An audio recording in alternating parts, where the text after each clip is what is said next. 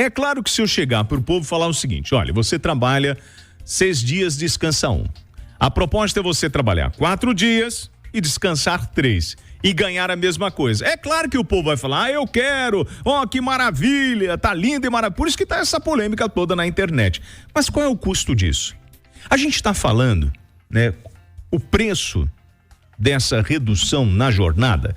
Eu queria, inclusive, tem uma pessoa que eu respeito muito no Brasil, que é um professor, economista, contador, Gilberto Braga. Ele é um dos caras que mais entende no Brasil desse ponto de economia. Eu gosto muito de conversar com ele, porque ele tem a linguagem do povo e consegue explicar pra gente o que realmente está acontecendo ou o que está por trás de um projeto desse. Então, professor Gilberto Braga, o senhor está me ouvindo? Muito boa tarde, William Travassos falando.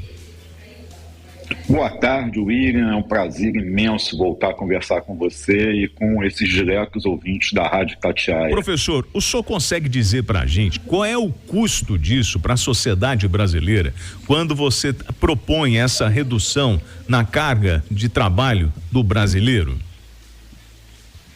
William, essa é uma discussão bastante difícil.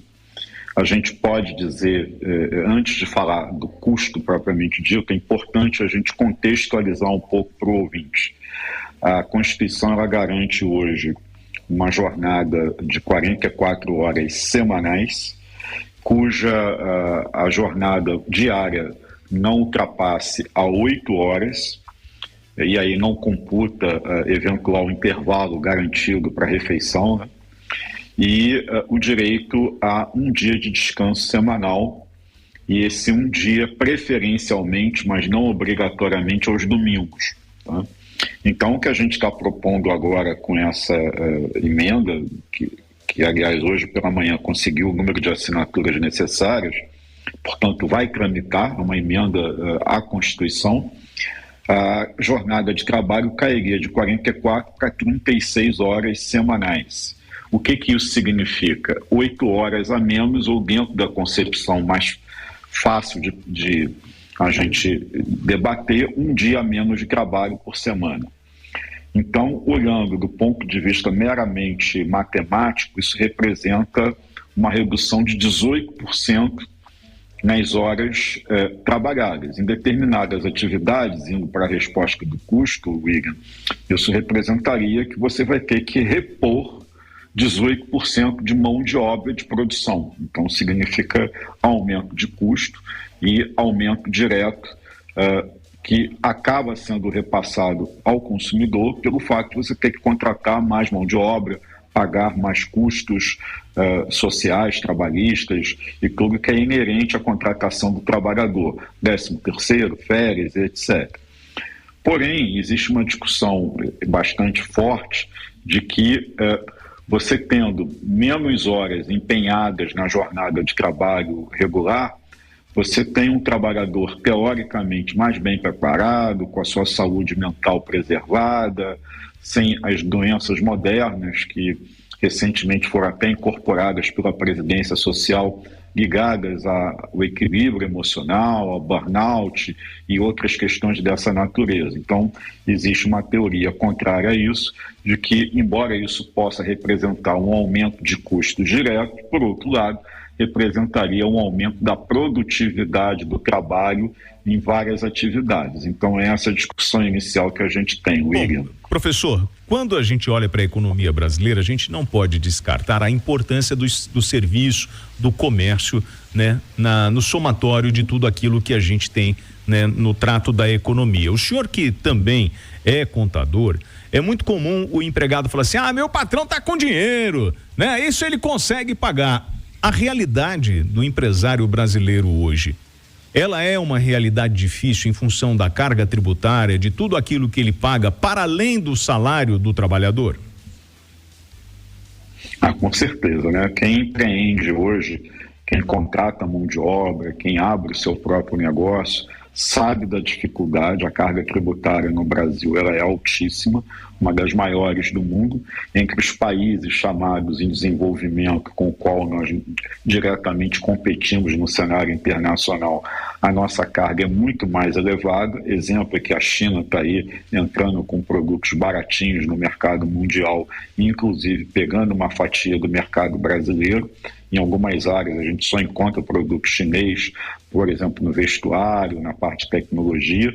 Então, empreender por aqui é muito caro, sem contar que você tem uma burocracia absurda ligada às questões tributárias e administrativas, né? Então, o governo ele avançou muito na informatização, só que ele repassou para o contribuinte, para o cidadão, para o empreendedor, a obrigatoriedade de fazer o trabalho do próprio governo. Então, hoje, o contribuinte ele declara, ou seja, ele confessa o seu imposto de renda, ele confessa o seu ICMS, o seu IPI, o seu COFINS, ou seja, todos os tributos são administrados pelo próprio governo e transmitidos pelo cidadão e transmitidos para o governo eletronicamente. Então, o trabalho administrativo hoje é feito pelo contribuinte e essa carga tributária é elevadíssima, chegando, dependendo da maneira como você mensura, em 40% do faturamento ou do esforço econômico gerado por esse empreendedor. Então, você deixa boa parte daquilo que você produz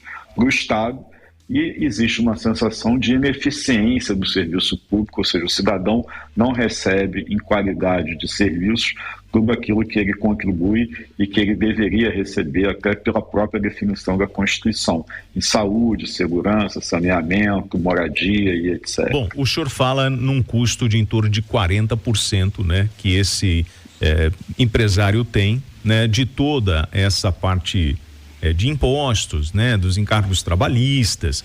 E aí, o melhor sócio que você tem, ou melhor, a melhor parte da sociedade está com o governo, que acaba recebendo e cobrando isso direitinho, e o governo sabe fazer muito bem. Agora eu pergunto ao senhor, nessa proposta de 4x3, tudo indica que para isso vingar, o governo teria que colocar dinheiro nessas empresas para elas não quebrarem. Até porque ele é sócio dessas empresas, já que ele arrecada os impostos. Essa seria uma alternativa, ou seja, o governo injetar dinheiro no pequeno, no médio empresário, para poder justamente criar esse mecanismo de 4x3, essa seria uma alternativa? Essa é uma alternativa que se debate, que está colocada na mesa de discussões.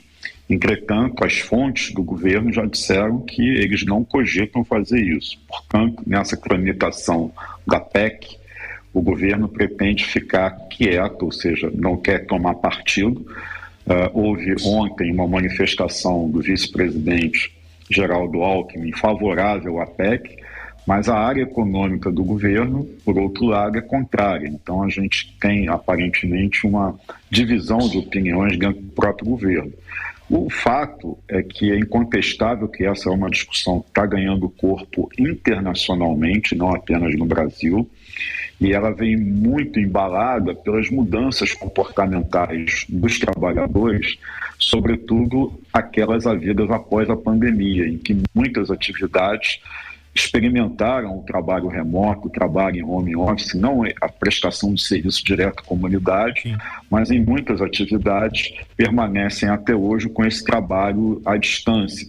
Portanto, muitas empresas, elas valorizam mais o cumprimento de uma determinada tarefa, a entrega da função, do que o cumprimento regular de uma quantidade de horas com supervisão presencial.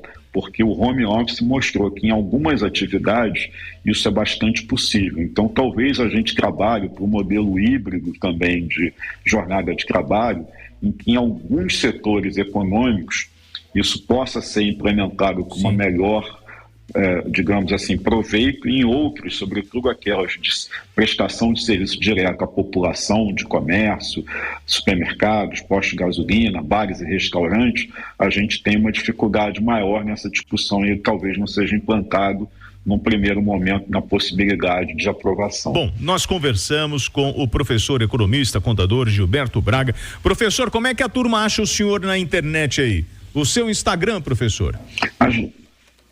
A gente está lá com professor Gilberto Braga, o Gil Braga, vocês me acham facilmente.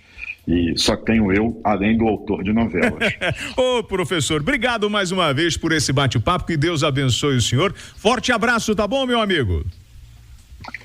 Abraço forte, William Travassos, para você, com todos os ouvintes. Fiquem com Deus. Amém.